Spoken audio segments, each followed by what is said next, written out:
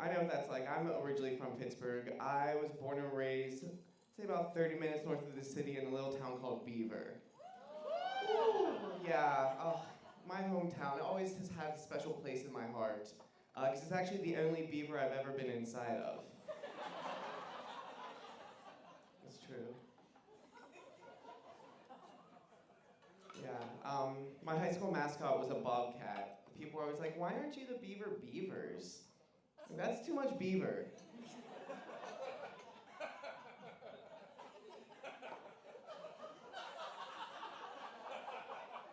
It really is. Like, I grew up surrounded by beaver. If you go up to Beaver County, you can find out for yourself. Like, down the road, there's a place, Western Beaver, home of their mascot, the Golden Beavers.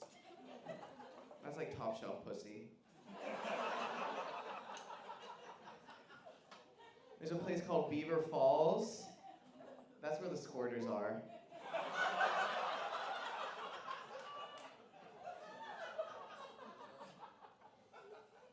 There's even a Big Beaver. That's my worst nightmare right there. Whew. I'll never forget when they opened a Wendy's in my hometown.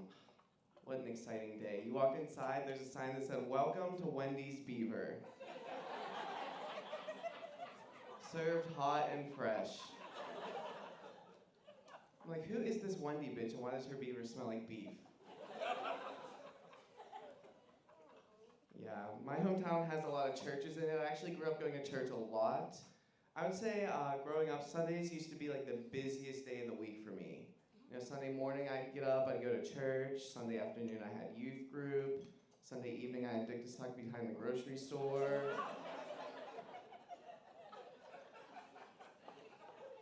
Yeah, just all day and night on my knees worshiping. Thank you. One of my favorite things about my hometown is this little restaurant called the Brighton Hot Dog Shop. No, yes, yeah. But the Brighton Hot Dog Shop in Beaver is the best. I know there's a few out there. Nothing beats the wieners in Beaver. But whenever I go back, I always have to go there and get a meal. My go-to meal, I would say, is 2 hot dogs and a banana milkshake. Very, very phallic, I know. As phallic as you can get. But I really love the hot dog shop. They set me up for a life like filled with hot dogs. Like, hot dogs are just a sign in my life that I'm on the right path. Like, I have a friend, she sees feathers all the time. She thinks it's like a sign from the universe, like her grandpa in heaven is sending her signs. For me, that's hot dogs, to know that I'm on the right path. Like, they've just always been there. I went to college, I got my first serving job, was at a bar that only had hot dogs to eat. Then a little bit later, I went to theater school. My first role was playing a hot dog delivery boy in a musical. And my first wet dream was about Coney Island on the 4th of July. That was the order 2 in my life. I actually like hot dogs so much, I'm dating a guy named Nathan. True story. It's a perk, it's nice. Yeah, when Nathan and I got together, it was one of my first relationships, and it was wild that people would always ask you, like, so, who's the boy and who's the girl? Like, I hate that gay couples get asked that. So I started, like, questioning any couples I would see in public, like, who's the pet and who's the owner? Like, who's the adult and who's the whiny baby? Like, I don't know. Nathan and I have been together for quite a while now, a little over 10 years, I'd say. It's been a while, thank you, thank you. You have to keep things interesting, though. I'm sure a lot of you know if you've been in long relationships. You gotta keep things spicy in the bedroom. So we got to a point where we were like, hey, we gotta spice things up. So we were trying to think of different things we could try, and you know, we're both actors, so we were like, maybe we should try role playing. Any fans of role playing out there? Okay, my girls. So we talked about it a little bit, and we were like, you know, we really want to make sure that it's spontaneous. So we were thinking of what roles we could do, like a pizza delivery boy, or like cop and a robber, or like a priest and an altar boy, like vanilla stuff to start with, something light and easy. But like I said, we wanted it to be spontaneous. So one day while he was at work, I was like, it just came to me, I got the perfect role. So I'm gonna set the mood. So I lit some candles, put some rose petals leading up to the bedroom, put some music on. When he got there, I was wearing nothing but a diaper. I spilled a glass of milk and I said, "Sorry, Daddy, please don't spank me."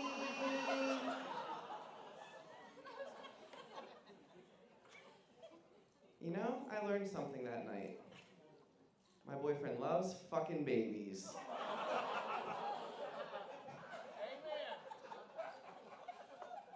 I'm glad I didn't lose you on that one, because sometimes I lose people, so thank you for laughing.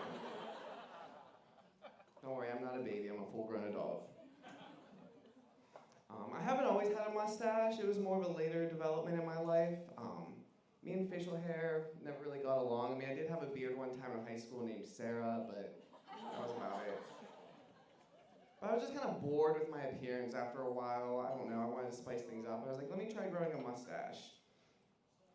I think it helped mostly because people always think I'm younger than I am, and I started hearing people stop calling me buddy and start calling me sir.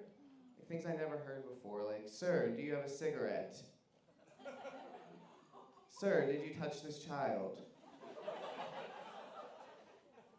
It's like, wow, no I did not, but I'm glad you think I look old enough to not be a child. Oh my gosh. Anybody out there use like Lyft or Uber at all? I'm a big fan of using Lyft. Yeah, hell yeah, hell yeah. I don't have a car, so I find it very convenient to have these apps to use, but I noticed something recently on the Lyft app is they started listing the driver's pronouns for you to see, which I think that is great, I'm all for it, but I want to see what the driver sees on my profile. Like, can they see my pronouns?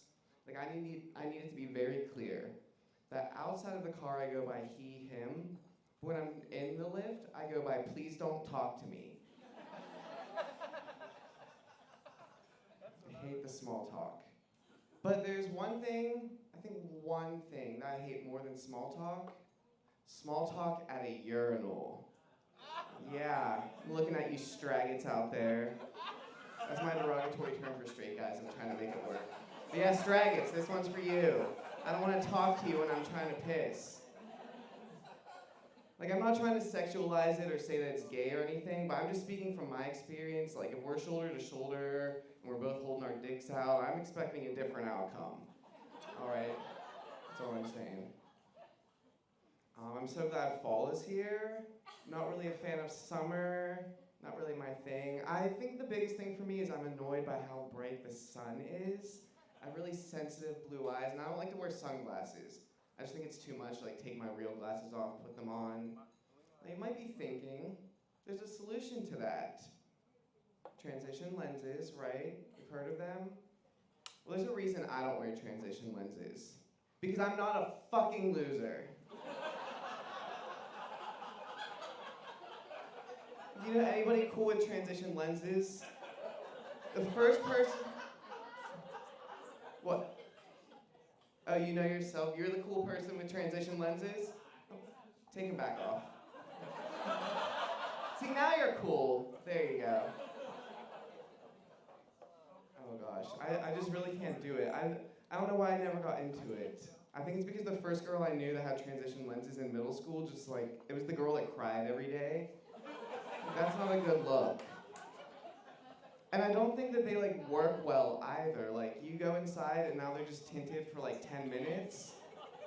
Like, I want to bully you for your transition lenses, but now I don't know if you're blind or not. You can't bully a blind person, like, come on. I'm a big fan of reality TV. Anybody else enjoy the reality TV? Hell yeah, hell yeah. I grew up watching reality TV all the time. Amazing Race, one of my favorites. My boyfriend and I love watching The Amazing Race together, but I think you like learn a lot about yourself when you're watching a show like that with your partner. We'll like see challenges and he's like, oh my gosh, if we were on this, like I'd have to do this and you'd have to do that. And I'm always like, yeah, if we were on this, you wouldn't even be my partner. really learn a lot. One of my favorite reality TV shows to watch is The Real Housewives. Any fans? Hell yeah. I love The Real Housewives. Something I like about it is they're so relatable, you know? These rich, like, extravagant women. They like to drink a lot. I like to drink a lot. They go out to eat. I wait tables, so like, I feel represented when the waiter's taking their order. But I always think about the taglines. That's my favorite part. I love the housewife taglines. And I always think about, like, if they're in Pittsburgh, if there's a Real Housewives of Pittsburgh, what would the taglines be like? Yeah, like, black and gold is the new black. Right? Or like, diamonds aren't a girl's best friend, pierogies are. I think we have a hit on our hands. They need to come to Pittsburgh. I think, I've thought about my taglines. Thank you for asking. If I'm ever on The Real Housewives, I think I have two. So my main one would probably be, the only thing better than 2 eyes is 4. But I also have like a backup for my tagline, which would be, do you have a big dick? Because I want to see it. I don't know, you gotta give them options, you know? Gotta give them options. I did go to school for musical theater, as I did mention. Thank you. Thank you. No, don't applaud, no. I'm not bragging, it's more like a shameful confession. Because after I got the degree, I didn't really do anything with it. But I think it did help me learn a few things, like, I learned what a triple threat is. So I went to school for musical theater. The first thing you learn is what a triple threat is. In the theater world, a triple threat is somebody who could sing, dance, and act perfectly. Which was new to me. Up until then, the only triple threat I knew of was getting cornered by 3 bullies in the middle school locker room. But I also learned that your childhood trauma eventually turns into adulthood fantasies.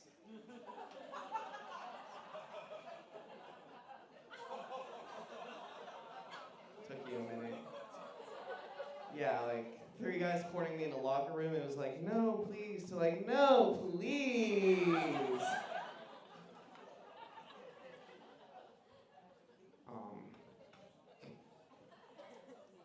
After I got my degree in musical theater, I moved away a little bit. I went to New York, was there for a couple years auditioning, doing the grind, didn't go too well. I've been back, I'm coming up on 5 years being back in Pittsburgh now, and it's truly wild living in Pittsburgh as an adult, because you just like notice things that you didn't notice as a kid. Like, I didn't realize how obsessed Yins are with being from Pittsburgh. Yins love it so much. Like, I knew as a kid, but like, as an adult, you really notice it. And I think what made me realize that is, I saw a woman wearing a t-shirt that said, I pee black and gold. I was like, isn't it just supposed to be gold? And then I was thinking more about it, and I was like, Yins will put anything on a t-shirt and make it about Pittsburgh. Something happens in the news Monday, Friday, you're selling shirts about it. See him in the strip on every corner. Like, I'm convinced Yins had 9/11 shirts made before the second tower even hit the ground. Like, Flight 93, Yins almost got us.